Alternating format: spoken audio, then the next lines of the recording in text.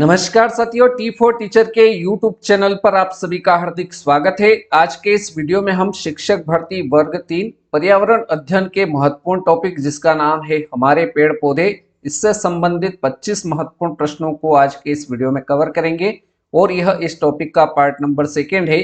तो चलिए बिना किसी देरी के आज के इस वीडियो को शुरू करते हैं। आपसे रिक्वेस्ट है कि वीडियो को पूरा देखिए। वीडियो अगर पसंद आता है तो लाइक करें, शेयर करें और चैनल पर नए हो तो चैनल को सब्सक्राइब कर लीजिए ताकि ऐसे नए वीडियो आपको मिल सके। पहले प्रश्न की ओर बढ़ते हैं। पहला प्रश्न है, निम्नलिखित में से कौन सा पौधा यह बताने में समर्थ होता है कि फसल को कब पानी की आवश्यकता होती है? तो ऐसा पौधा जो है साथियों क्रोटन का पौधा है। ऑप्शन बी हमारा सही उत्तर हो जाएगा।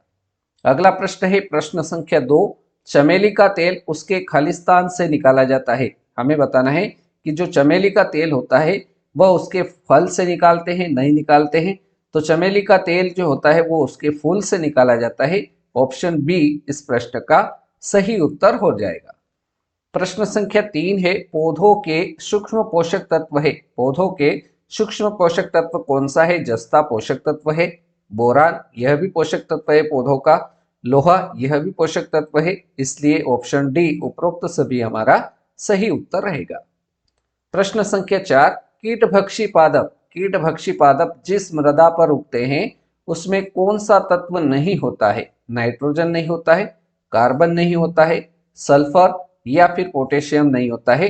तो साथियों कीटभक्षी पादप जिस मृदा पर उगते हैं उसमें कौन सा तत्व नहीं होता है? उसमें नाइट्रोजन तत्व नहीं होता है। ऑप्शन ए हमारा सही आंसर रहेगा। यह प्रश्न बहुत ही इंपॉर्टेंट है, आप स्टार लगा लीजिए। प्रश्न संख्या 5, निम्न में से कौन से जीव प्रत्यक्ष एवं अप्रत्यक्ष निम्न में से कौन से जीव प्रत्यक्ष एवं अप्रत्यक्ष रूप से पौधों पर निर्भर रहते हैं? तो यहाँ पर शाकाहारी पौधों पर प्रत्यक्ष रूप से निर्भर रहते हैं, मांसाहारी अप्रत्यक्ष रूप से निर्भर रहते हैं, सर्वाहारी अप्रत्यक्ष और प्रत्यक्ष दोनों रूप से निर्भर रहते हैं। इसलिए हमारा सही उत्तर जो होगा वो ऑप्शन डी के साथ रहेगा। उपरोक्त सभी इसका सही उत्तर हो जाएगा। नेक्स्ट क्वेश्चन देखते हैं साथियों, प्रश्न संख्या 6, निम्न में से कौन से पदार्थ बीजों से प्राप्त होते हैं? कौन से ऐसे पदार्थ है जो बीजों से प्राप्त होते हैं? सरसों यह बीज से प्राप्त होता है, बिल्कुल सही है।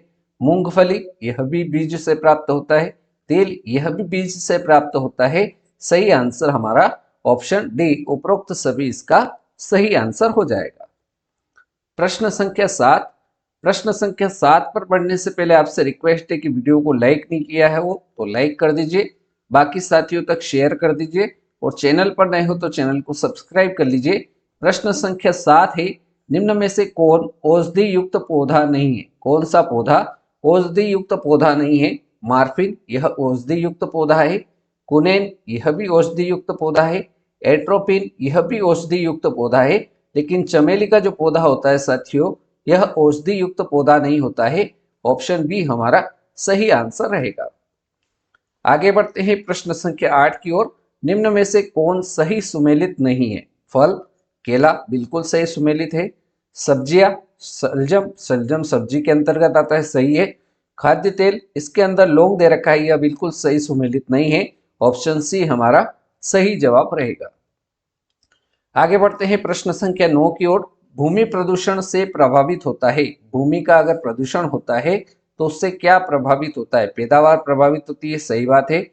वृद्धि प्रभावित होती है, सही है। विकास भी प्रभावित होता है, सही है। उपरोक्त सभी ऑप्शन डी हमारा सही उत्तर इस प्रश्न का रहेगा। अगला प्रश्न देखते हैं प्रश्न संख्या 10, पौधों की वृद्धि व विकास को प्रभावित करता है। पौधों की वृद्धि व विकास को प्रभावित कौन करता है? जल प्रदूषण करता है, बिल्कुल सही है। वायु प्रदूषण पौधों की वृद्धि और विकास को प्रभावित करता है, सही है। भूमि प्रदूषण से भी पौधों की वृद्धि और विकास प्रभावित होता है, इसलिए हमारा सही उत्तर उपरोक्त सभी विकल्प डी सही आंसर इस प्रश्न का रहेगा। प्रश्न संख्या 11 है, निम्न में से कौन सामूहिक रूप से पौधों के विकास व पोषण पर प्रतिकूल प्रभाव डालते हैं? ध्वनि प्रदूषण पौधों पर प्रतिकूल प्रभाव डालते हैं, भूमि प्रदूषण से भी पौधों पर प्रतिकूल प्रभाव पड़ता है, जल प्रदूषण से भी पड़ता है। राइट आंसर हमारा ऑप्शन डी हो जाएगा। उपरोक्त सभी इसका सही उत्तर रहेगा।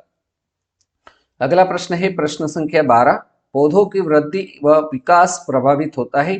तड़ित झंझा से बिल्कुल होता है। परमाणु परीक्षण से भी पौधों की वृद्धि और विकास प्रभावित होता है। भूमि प्रदूषण से भी होता है। उपरोक्त सभी विकल्प डी हमारा सही आंसर हो जाएगा। प्रश्न संख्या 13 का है, वन अधिकार अधिनियम कब पारित हुआ था? वर्ष 2001 में, 2005 में, 2006 में या फिर 2010 में? तो साथियों याद रखना है कि वन अधिकार अधिनियम कब पारित हुआ था? तो वन अधिकार अधिनियम 2006 में पारित हुआ था। ऑप्शन सी हमारा सही जवाब रहेगा। प्रश्न संख्या 14 है, राष्ट्रीय वन आयोग ने अपनी रिपोर्ट कब प्रस्तुत की थी? राष्ट्रीय वन आयोग ने अपनी रिपोर्ट कब प्रस्तुत की थी? तो यह की थी साथियों वर्ष 2006 में।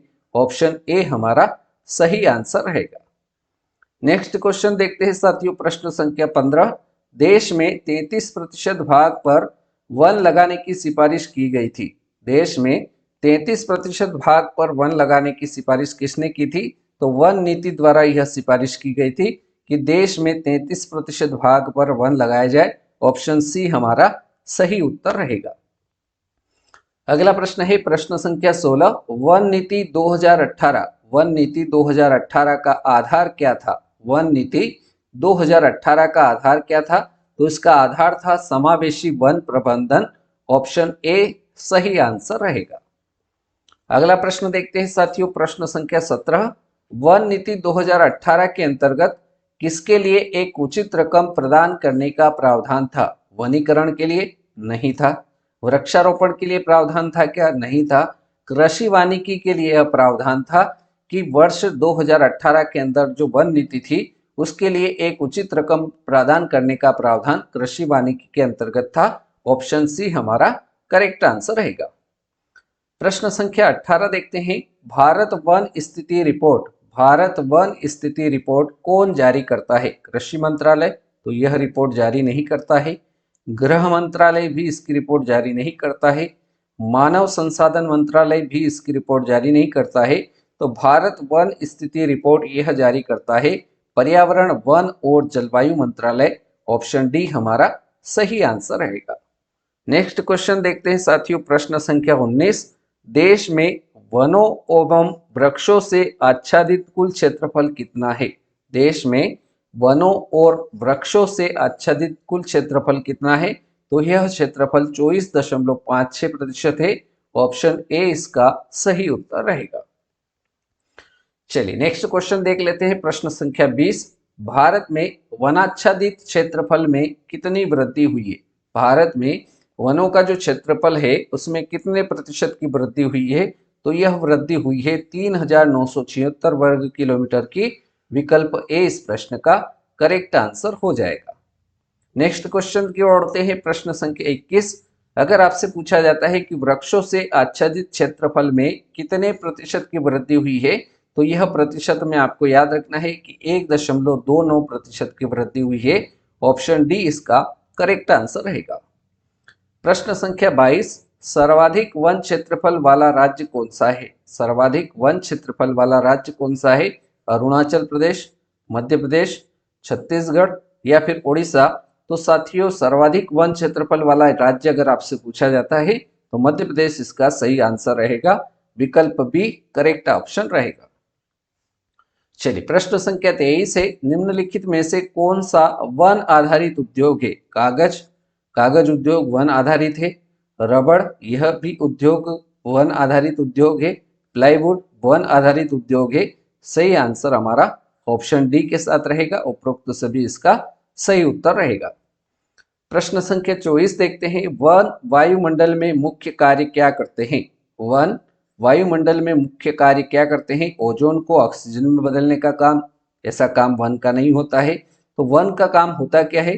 तो कार्बन डाइऑक्साइड को ऑक्सीजन में बदलने का काम वन करते हैं। तो वायुमंडल के अंदर जो कार्बन डाइऑक्साइड की मात्रा रहती है उसको ऑक्सीजन में बदलने का काम वनों के माध्यम से किया जाता है। ऑप्शन बी हमारा सही उत्तर हो जाएगा। और अब बारी है साथियों आज के इस वीडियो के अंतिम प्रश्न की। प्रश्न संख्या 25, वन सहायता करते हैं। वन किसमें सहायता करते हैं ये बताना है। मृदा के कटाव के संरक्षण में सहायता करते हैं, सही है। धूल को अवशोषित करने में सहायता करते हैं, सही है। सूर्य विकिरण को अवशोषित करने में सहायता करते हैं, सही है। इसलिए उपरोक्त सभी विकल्प डी हमारा करेक्ट आंसर हो जाएगा। तो साथियों, इस प्रकार से आज के इस वीडियो में हमने हमारे पेड़ पौधे से संबंधित हमने सेकेंड पार्ट यह देखा। इसमें आज के इस वीडियो में हमने 25 महत्वपूर्ण इस सेकेंड पार्ट के अंतर्गत हल किए। उम्मीद करता हूँ यह वीडियो आपको पसंद आया होगा। पसंद आया हो तो लाइक करिए, ज़्यादा से ज़्यादा शेयर करिए अपने सभी दोस्तों तक, और चैनल पर नए हो तो चैनल को सब्सक्राइब कर लीजिए ताकि ऐसे नए वीडियो आपको मिल सके। आपने इस वीडियो को अंत तक देखा, उसके लिए बहुत बहुत धन्यवाद। अगले वीडियो में मिलते हैं ऐसे ही शानदार प्रश्नों के साथ, नए टॉपिक के साथ। तब तक के लिए जय हिंद, जय भारत, वंदे मातरम।